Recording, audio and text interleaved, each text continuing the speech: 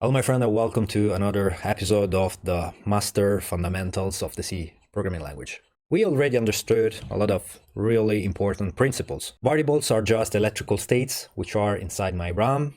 Namely, I can stock numbers in their binary forms thanks to transistors, which are these light bulbs basically inside my computer. Thanks to the ALU, which is a fancy arithmetic logic calculator, I can perform calculations with the numbers which are inside my RAM. I can therefore use my computer to perform some calculations to numbers thanks to function. This is the way by which we have a dialogue with our system, with our computer. Functions have a specific syntax. You already saw the main function, which is the most important one. This function, indeed, is gonna spark the program itself. So it is the first function that is gonna be launched by the computer. You will understand these ideas in the program themselves. So here we are. Today we have to understand very well what is this idea of control flow in programming, okay? Let's start. You already saw that a program is just a file that contains some code. Code is basically a text that has a specific syntax that can be understood by our computers. So at the end of the day, I'm dealing with a file, I'm dealing with a text. Code is a text. A program is a text. But we cannot consider a program, a piece of code, like a normal text. When you read a normal text, for example, a scientific paper, you just read line by line till the end of the file, right? This is not what happens with code. Code, indeed, is not a linear structure. It is not read linearly by the computer. We have some special constructions that made the code be read in a specific way. These constructions are the conditionals, the loops, and the jumps. We're gonna decipher step by step, starting from conditionals. What are conditionals? So that's memory and loads and stores. But the big thing, the difference between a computer and a calculator is that the computer can make decisions. And amazingly, decisions are as simple as, is this value less than 0? Or is this value bigger than that value? So there's, and those instructions, which are called conditional branch instructions, is what give computers all its power.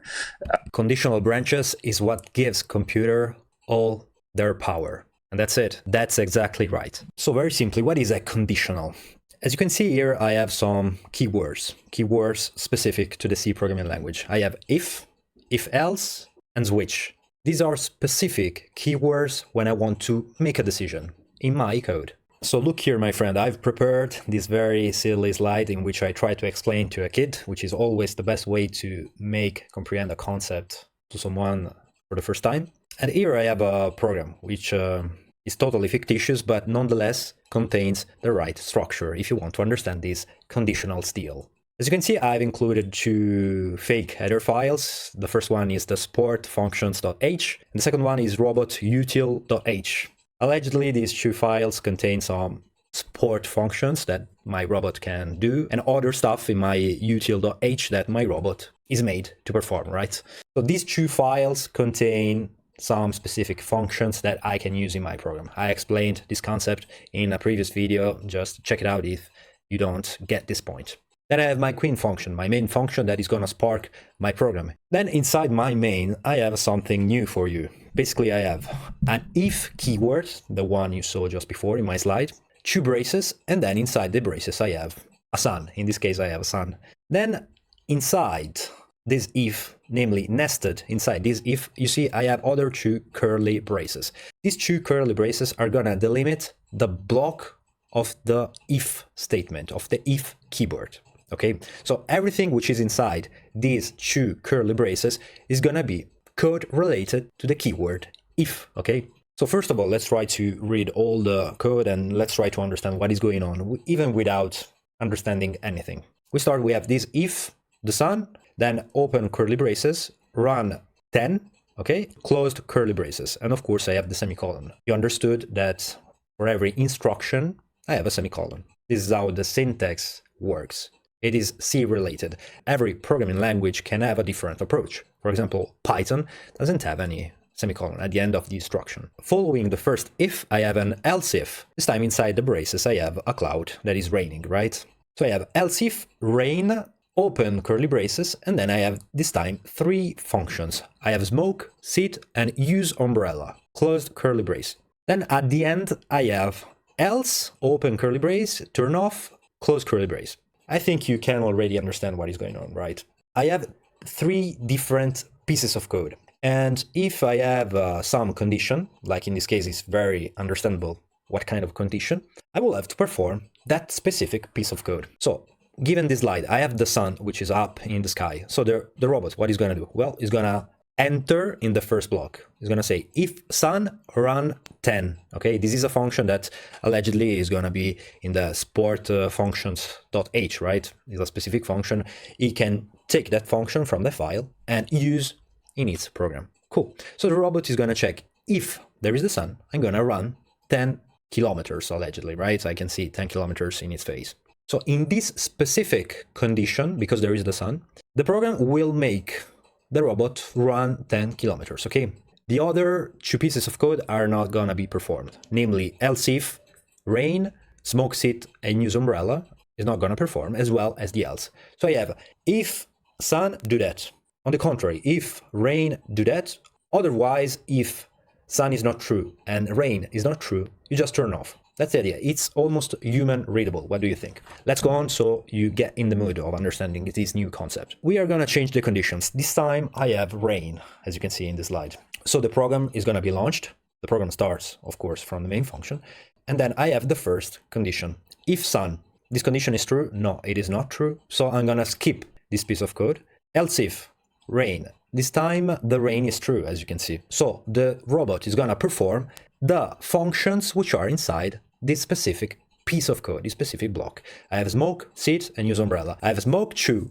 What is that chew? Well, that chew is the inputs of the function smoke. In this case, I can see that the robot is smoking 2 cigarettes, right? So that chew allegedly stands for the number of cigarettes that the robot is going to smoke. And I have the function sit. This time the function sit doesn't take any input. You can have functions that don't take any kind of input indeed. And then I have use umbrella. Use umbrella is a function that takes the input 1, namely the numbers of umbrella that the robot is going to use, I guess. So as you can see, this time the robot has skipped the first block of code, namely the block in which the sun was up in the sky, and has only performed the second block, the block that was else if rain, do that. The robot is taking decisions. The robot is able, through calculations, to take decisions. Of course, the sun and the rain is totally fictitious. Computer is working with numbers, but we can abstract away the sun with a number and we can make it work in real programs. The last case is the else. So I have if sun, do that. Else if we have the rain, do this. Else in every other case. So the else is always in every other case. If in the previous 2, in the previous 100, I haven't found the truth, I haven't found something that was right, I'm gonna perform this code. As you can see, my robot this time with the clouds, with the wind, with the snow, with the hurricane, or with the night, will just turn off in all of these conditions. Do you understand this point? So this is a specific construct in C that is going to allow my program, that is going to allow my hardware to take specific decisions given certain conditions. You see? I think it's almost human readable at this level. So you have this construct. If, else. Or you can have if.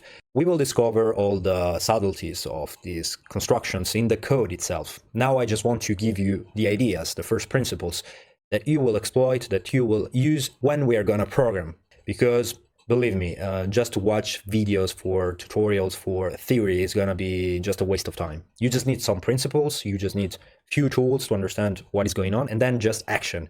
You need iterations. You don't need time in front of the screen just watching tutorials and get into the so-called hell tutorial. Like you're watching hours after hours of tutorials of people explaining. You have the comfort in yourself that you understood a specific concept, but this is not true. It's always better to learn by doing.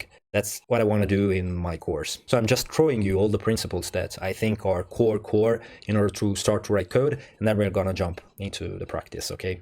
So as you can see in my program, I can put inside some constructions that will allow my program to take decisions. So it's pretty clear that the code is not linear in this case, because we have little jumps depending on the condition.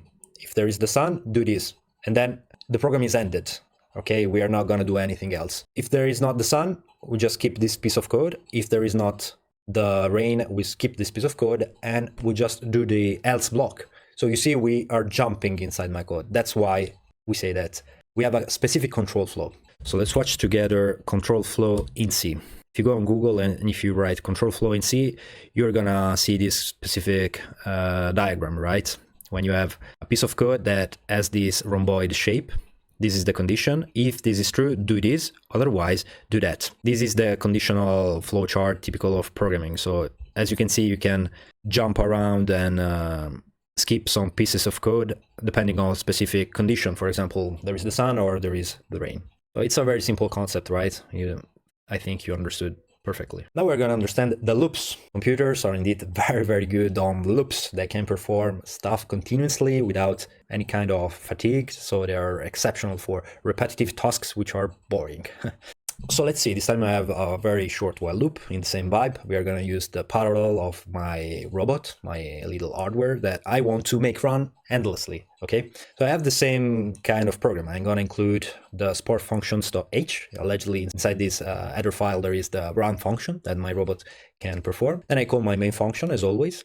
And I have this construct this time. I'm going to say while braces sun. So while, and inside my braces I have my condition, which is the sun. Of course, in real programming, it doesn't make any sense, I repeat, but we can abstract the sun very easily. And then inside this block, I have run 10. So the function run with 10 kilometers. So while there is the sun, run 10 kilometers. That's the code.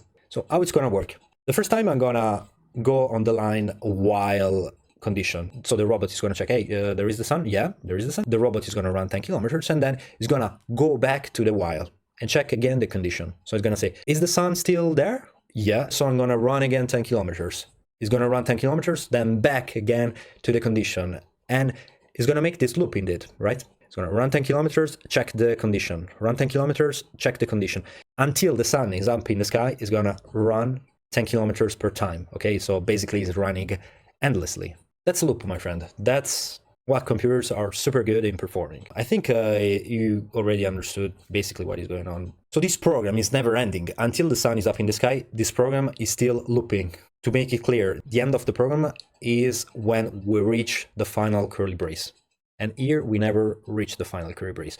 We are gonna see this idea in real code, okay? Just focus on the principles, focus on the overall idea of loops. So what is this sun? I have abstracted away this value with the sun, but what is that? Well, I have my if statement in this case with the braces, and inside I have the sun. If there is the sun, the robot is going to run 10 kilometers. You understood this point. Well, this sun is called a Boolean value. It's a result that can be true or false. In C, we don't have native Boolean values. Namely, we don't have true or false, but we simply use numbers because we can manipulate only numbers, right? I have a run, and then I have a calculator. What can I do? True or false? What is that? Doesn't make any sense. So we use numbers. And the value for truth in C is every value except 0. So if I have the value minus 42, that is a true value. If I have the value plus 42, that is a true value indeed. Only the 0 is considered false inside my C programming language. We can use, of course, the value true or false, just including the Boolean header file, but we are just trying to understand the principles here. So why Boolean? Well, it comes from this mathematician, which is George Boole, this English mathematician that wrote a specific book, which is The Laws of Logic, I think, or not, the laws of thought. Okay, The Laws of Thought. Basically, this is a groundbreaking opera that is explaining logic, okay? What is logic at the end of the day? Well, it is like, if this statement is true and this statement is also true, well, therefore, this other statement must be true. So you make deduction given certain assumptions, basically. Well, it is the logic, you know, my friend. What is logic? George Boole formalized this logic inside some mathematical formula. Basically, we can derive mathematical laws from logical assumptions, the laws of thought. And computers are master on that. Basically, computers are arithmetic, logical machines. They can perform logical operations and arithmetical operations on numbers which are inside my RAM. These logical operations are just, is this number major than that? Is this number equal to that? Is this number minor than that? This is the logic my computer can perform. That's it. And that's impressive that with these very silly operations, we can have internet, we can have ChatGPT, we can have everything you see now. This is bananas, my friend. So you understood that this sun is just simply a 1 or 1492 or a minus 37. It is a number that is going to convey the value of truth or falsehood. If it is 0, it means that it's raining now, okay? Or it is windy or whatever, but it is not sunny. That's the idea. Again, we're going to see directly in practice this idea so you can understand very, very well in the marrow of your bones. So we have the last pillar in my control flow inside my code, and this is the jumps. As you can see, I have many keywords. I have the return, the break, the continue, as well in the conditionals. I have also the switch, and in the loops, I have the for loop, but the idea is the same. I have many ways of telling basically the same thing. In this case, for jumps, I'm gonna explain you return and how it works so we can better understand the function and how they work. So to understand these keywords, to understand the return, we have to further our knowledge regarding functions. So to understand this concept of returning functions, I have to start from far apart. I have to start from the operating system. The operating system is just the king, is the master program that is basically controlling everything inside your system. There are many operating systems. For example, I'm using macOS. I have a Mac, but there is Linux, there is Windows, and many others. But the idea is the same. You have a piece of software that is controlling all the devices, is controlling the memory, is controlling the screen, is controlling what is going on in general inside the computer. I cannot explain you an operating system because it is a full-fledged university course only to understand what is an operating system and how it works. We just need a little piece of the puzzle to understand this return keyword. So in all my C programs, I have my main queen function that is gonna start as the first function of my program. I repeat to you that a program is just a fancy series of functions that are being called one each other. The first function is the main, as I was telling you. So I have my main function that is basically calling one function, that is calling another function, that is calling another function, and so forth. And then you have Facebook, okay? That's basically a program. So when I want to launch my program, of course, this one requires some space in memory, right? It needs some space to perform its calculations, to stock its numbers, its variables, and do its job. So it's gonna politely ask the operating system, hey, I need some space, give me some space. The operating system is gonna check if there is availability in the RAM and if it can perform this duty, okay? That's basically what happened when we launch a program. So the operating system, the king, is gonna give my program a piece of the RAM, a piece of land in which my program can perform its magnificent operations. So it's gonna tell, hey, dear C program, take this piece of the RAM and perform your stuff and don't bother me, okay?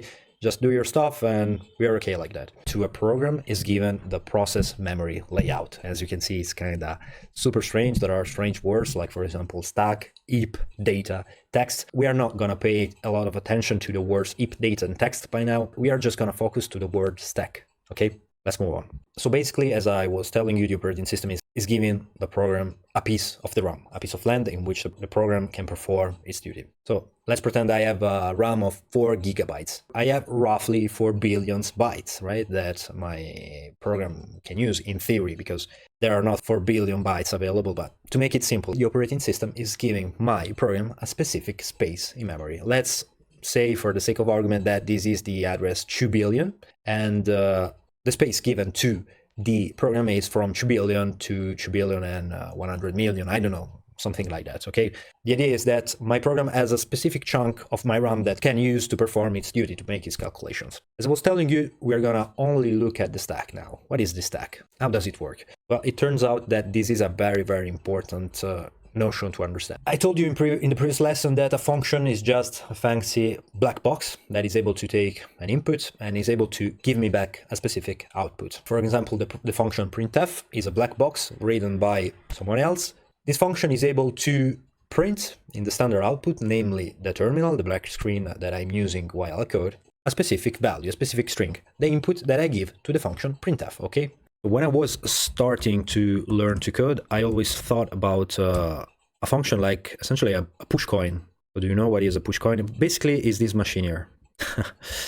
You insert a specific input, in this case is a coin, and eventually you're gonna get a specific output, which is more coins, faithfully, but never happens. A function is essentially like that. You have to give some inputs to the function, and the function is gonna give back some outputs. Of course, it's gonna be more rigid.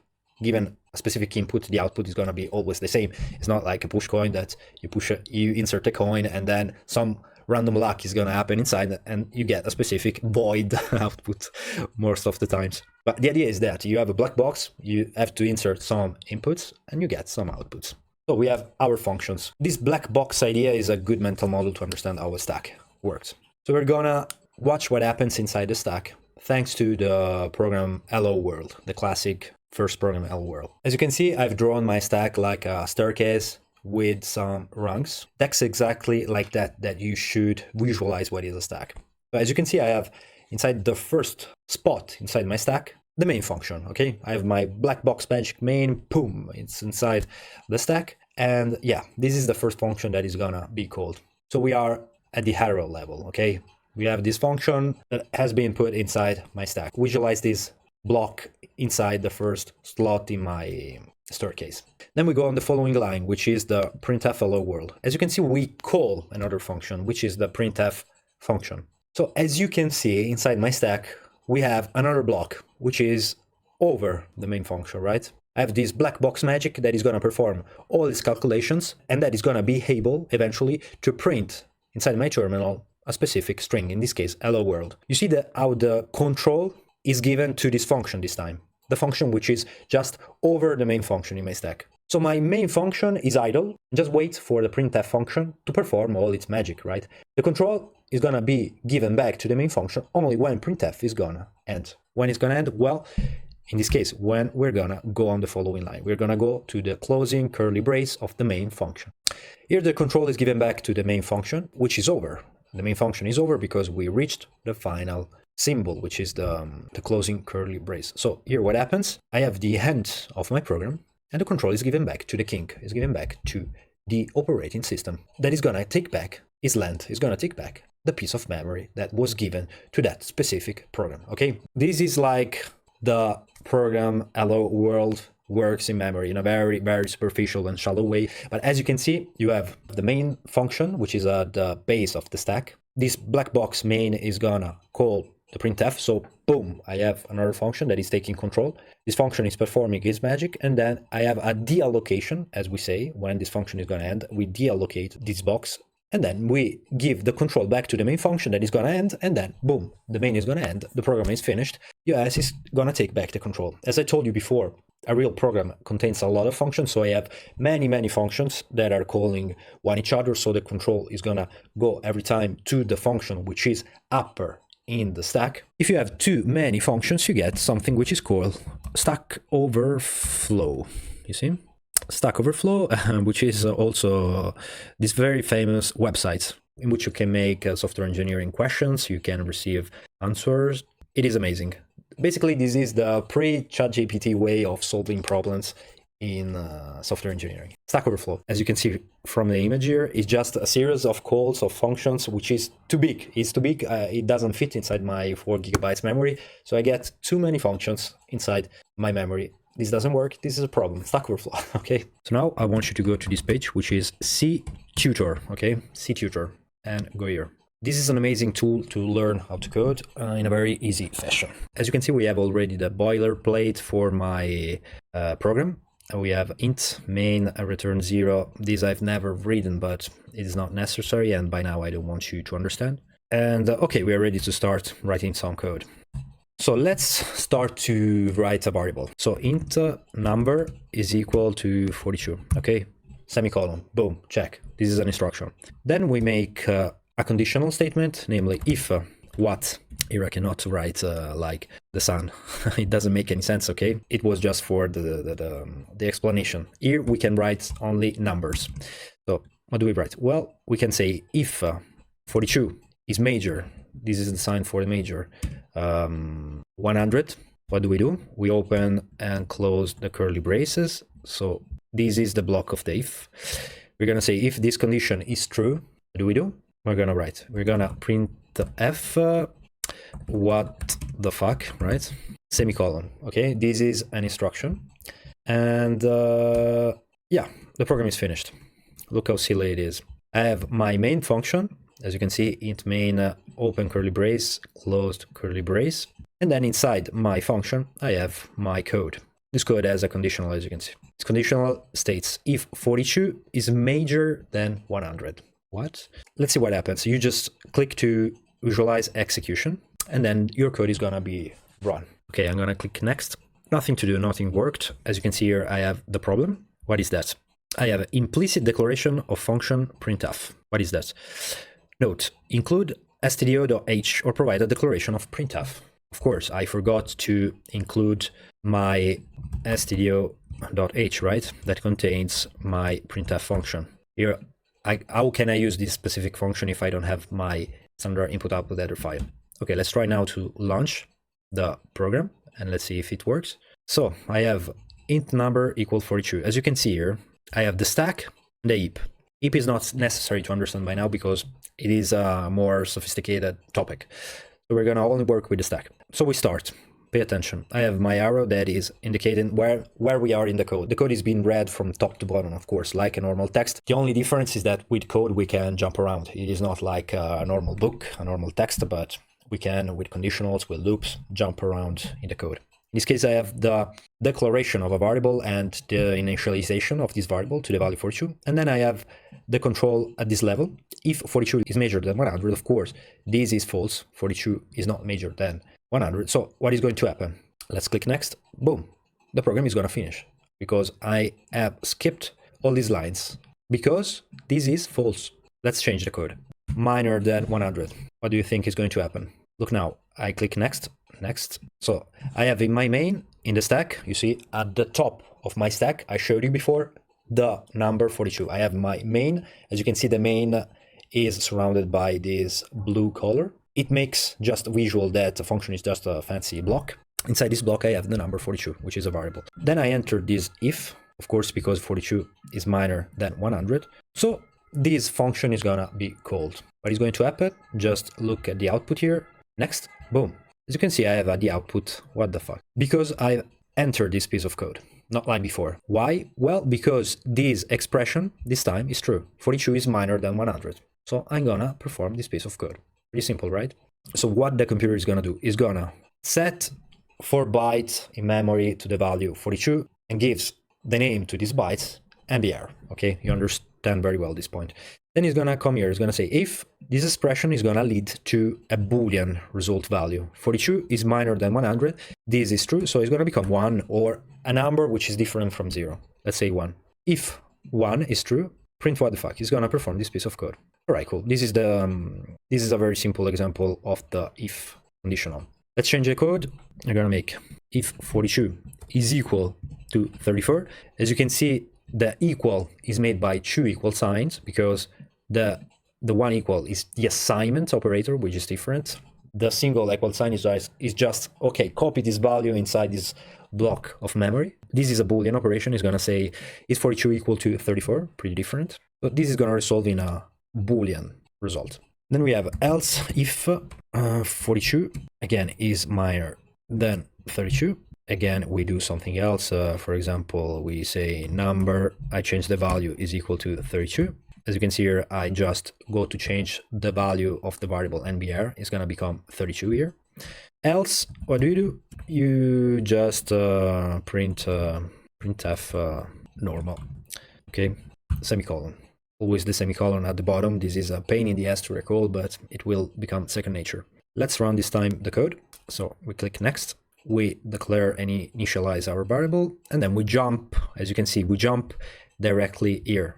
So here it's very visible that the code is not linear, right? We made a very big leap in front from here to there because these Boolean expressions are false. So we jump here, else print normal. Okay, so this code is gonna be performed. Let's see, it works, boom. And I have in my output, as you can see here, normal. Easy peasy, right? Let's watch something different. So I'm gonna cancel all of this and I'm gonna do while this time. This is another control statement. While number is major than 0, okay, so the number is 42, what do? We printf pineapple pen, okay? What is going to happen for you in this specific code? Let's visualize the execution. As you can see, immediately I have stopped after running 300 steps. Please shorten your code. Of course, this is an endless loop. Look here. I have a number 42. While number major than 0, print pineapple pen. Look at the output. Print pineapple pen. Number is major than 0, of course. Print pineapple pen. Number is major than 0, of course. Print pineapple pen. And we go on to endless. You see? Endless pineapple pen. Because the number is gonna be always major than 0. 42 is never changing. Let's make it in the terminal, like while the loop. Let's see. So very fast. Studio.h. int main, and here we do while. In this case, I use directly at through value. For example, y1, or for the sake of argument, while minus 23. What do? You print off pineapple pen. Okay, then we are gonna compile my code. You will understand this concept later. And then we are gonna just run. Look at that. This is an infinite loop, my friend, in its glory. It's just writing always pineapple pen. Boom. This stuff, the computer is amazing at performing. That's why we use computers to perform repetitive, boring tasks. So how can I change this code to don't make an infinite loop? Well, I can change the variable, right? I can change number 42. Every time, at every iteration, I'm gonna say, well, this time number is equal to number minus 1. So at every iteration, I'm gonna decrease the number 42. So here I just gonna use this control, which stands for new line. Basically, when I print a string, it's gonna go on the next line. So let's visualize this time the execution. As you can see, this time I have 129 steps, so it's not an endless loop. Let's go on. Number, while number major than 0, print pineapple pen. Boom. And every time, just check this number is gonna decrease. It's gonna decrease, so it's gonna decrease. 37, 36, okay. We're gonna reach a point, 3, 2, 1. Look carefully now. We increase. Now we decrease the number. Now we decrease the number from 1 to 0.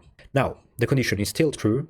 Nope, the condition is not true anymore. I have number major than 0, which is not true. So what's going to happen? Well, the program is finished. We jump directly to the bottom of the function, which is the final curly brace. And for me, the operating system, the king, can take back control of the RAM. Here I have, of course, all my pineapple pen strings that have been printed in my terminal. Okay, now it's time to understand the concept of the return keyword, right? For the first time, I'm gonna create my own function. Just check very carefully. I have a function that is returning me an integer. The function is called double number.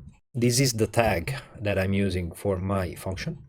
And then, of course, being this one a function, I'm gonna open and closing the braces. The function is taking an input and it's taking an integer that I call number, okay? Then I open and close the braces.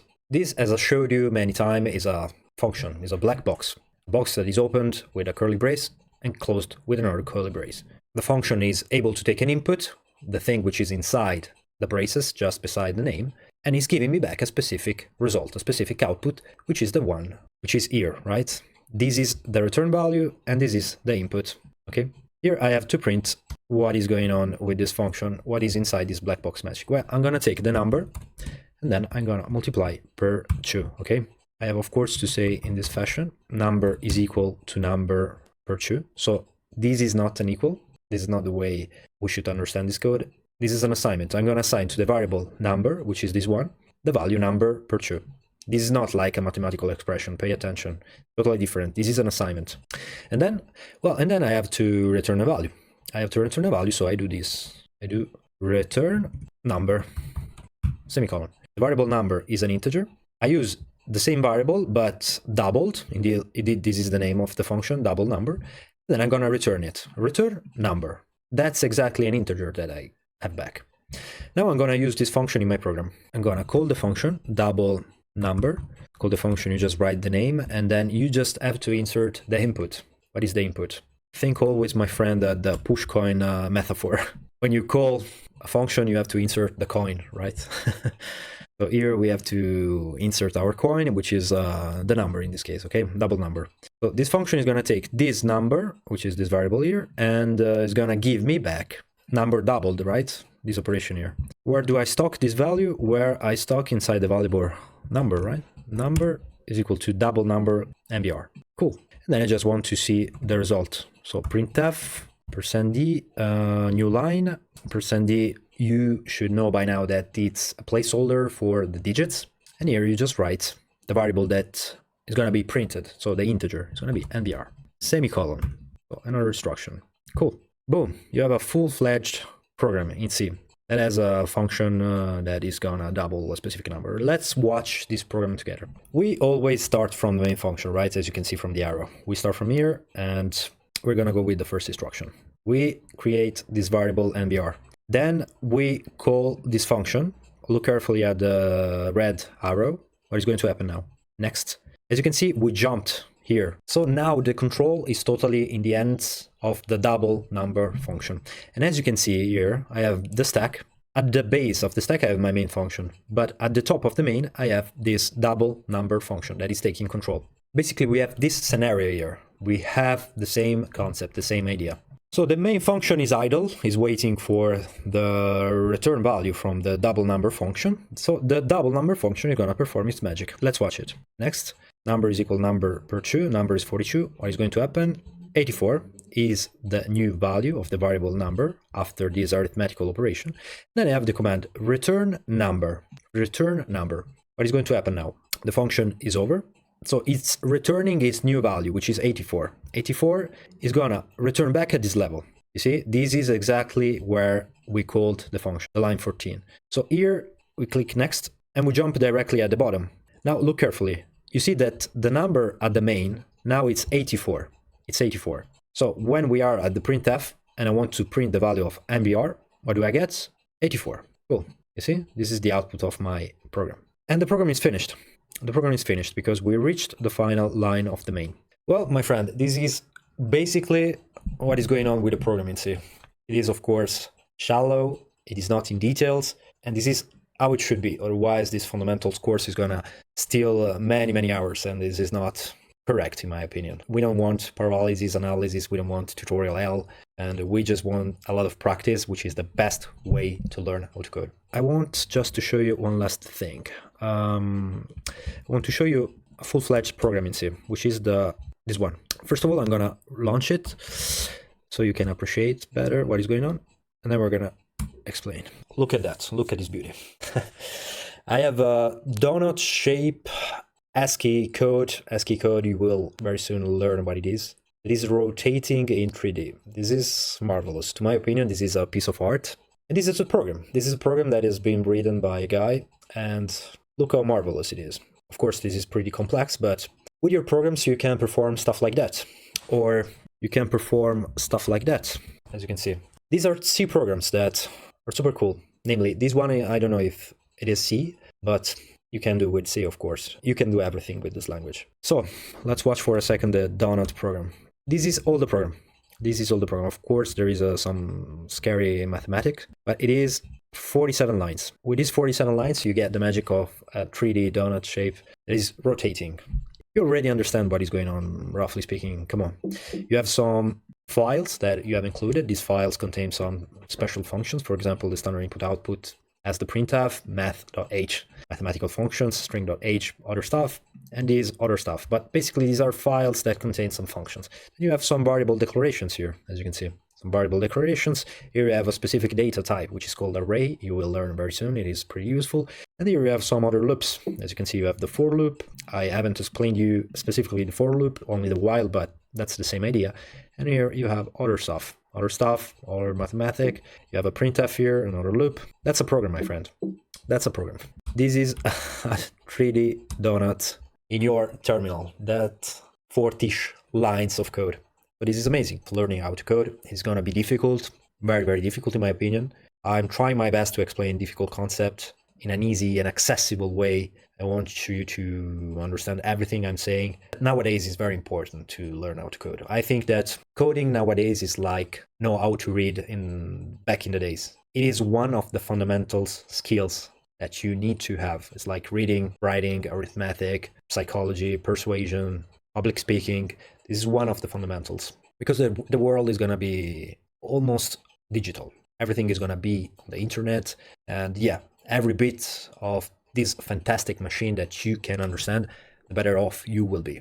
Inside your pocket, you have the most powerful tool ever built from humankind. Just with a $60 phone, you can start to code. There are apps that allows you to code.